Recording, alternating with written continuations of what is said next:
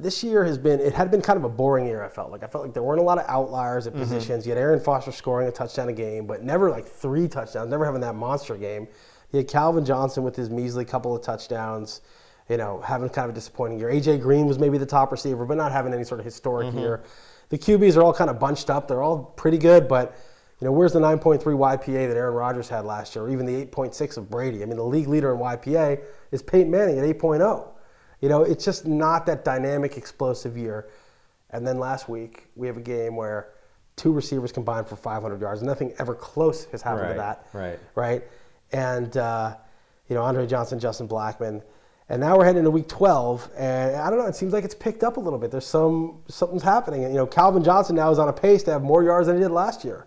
He's on a pace to have the second most receiving yards all time. And Adrian Peterson's having a special year, too. Especially when you consider the expectations, what he's coming back from.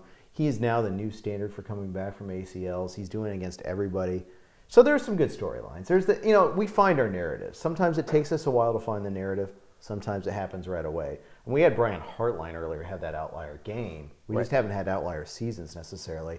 And that changes. Last year was a weird year, though, too. You got to remember, we had coming off the lockout, no training camp whatsoever, none of these mini camps. Defenses took a longer time to adjust, I think. All these rookies had bad years last year. This year we're seeing good rookie seasons. I mean, Cam Newton was the outlier last year. This year it's RG3. I mean, RG3 and Andrew Luck are having great seasons. Even Russell Wilson at home is having a good season. Russell Wilson's having a good season. I will say that RG3 is compared to Andrew Luck because they're both rookies, the first 2 picks. But you shouldn't compare. You should compare Andrew Luck to Russell Wilson, and you should compare RG3 to, Matt Ryan, Why? Because RG3 right now is better than any quarterback in the NFL, except for maybe Breeze, Brady, Rodgers. I'm just talking about a rookie standard, though. Forget about the rookie standard. This guy's already arrived. I mean, this guy against the Eagles had a perfect quarterback rating. He had 1 incomplete pass. He threw 4 touchdowns, no interceptions. He ran for 82 yards.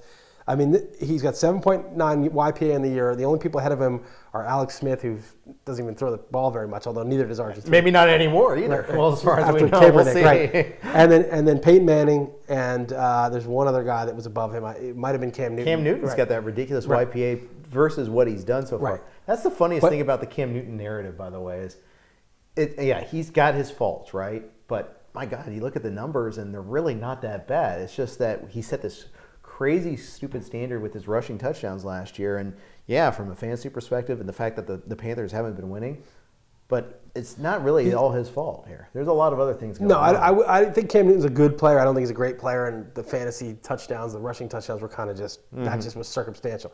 Let's talk about some of these games and what's going to happen. I mean, do you believe in Justin Blackmon? Do you think, okay, this is sort of the confidence builder that he needed, and now they're going to play Tennessee at home that hasn't been a good pass defense, and he can go for 120 and a touchdown, and that's not going to be some one-game anomaly? I think there'll be some ebbs and flows. I think he is definitely, that's a signature game that'll help his confidence.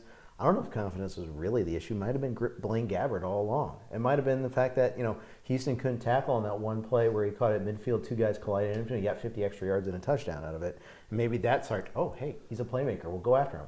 But what's funny in that game is he lost a touchdown early in that game because of the Calvin Johnson rule that catch it all the way through the ground. And it was very close to really being a call to catch. And he would have even had a bigger day if it wasn't for that, because they went to Mercedes Lewis the next play. But hey, pedigree, the talent's there. I saw him play a ton in college. He was a fantasy beast in college fantasy football. I'm a big believer in his game. It's just a question is, does he have a quarterback and an offensive line that can deliver it to him? For 1 week, at least they did. I want him for next year, that's for sure. What about next week? For week, we're talking about week 12. Are you gonna? Yeah, against Tennessee, I want him. Are you going to play him or Larry Fitzgerald next week? Who would you start? That's a good question. I would start Larry Fitzgerald, but okay, all right. I think there's a lower baseline than that. Okay, and then Andre Johnson. What do we do with him now? Now that he had his second highest receiving game ever, right? Yeah. The funny thing is, Andre Johnson. Was it number 2 or was it like number 6? It was up. It was like number 6. Andre Johnson 2 weeks ago had a big game against the Bills yardage-wise, right? But then he had the Sunday night game in the slop at the Bears. Right. That did not have anything to do with Andre Johnson. It had everything to do with the conditions of that game. So that was a complete write-off. Johnson has been better the last 3 of the last 4 weeks. So I'm all in on him. Okay. So where do you top 5?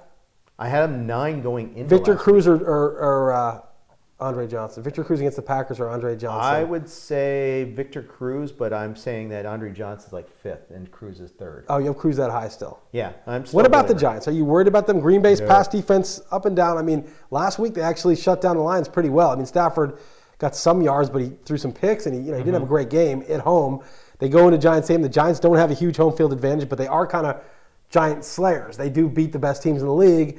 And, Clay Matthews, I don't know if he's going to be back. That's going to be a big issue. Charles Woodson's still not there. Right. I'm probably going to be buying any attempt I can to go get my Giants in the passing game there. Week of rest for both Bradshaw and Nix can't hurt, that's for sure. I think Eli fixes whatever ails him. I think you're the Giants guy. You tell me. I don't know. I don't have answers. I hope they do. I thought they would have got it right before the Bengals game after being shut down by the Steelers. I understand that. And they really didn't. And I would tell you, how about this? Over under 289.5 yards for Eli passing. And a half. Well, you got to have the half because otherwise you can't be. I'll say over. You don't want to tie it. I'll say over. Over 289.5. Yeah, I'm okay. going to say over. All right. I can see it. The guy I like is Hakeem Nicks. I think that he's finally after the bye and, got a lot of targets the week. They didn't play well against Cincinnati, but he caught a bunch of passes. Not that effective, but he was in. I think he's back to being that top 10 receiver that we expected when healthy. And I don't see there's any decline. I mean, I think that's who he is, assuming the offense gets right. And I agree with you. I think it's likely that the offense gets somewhat right.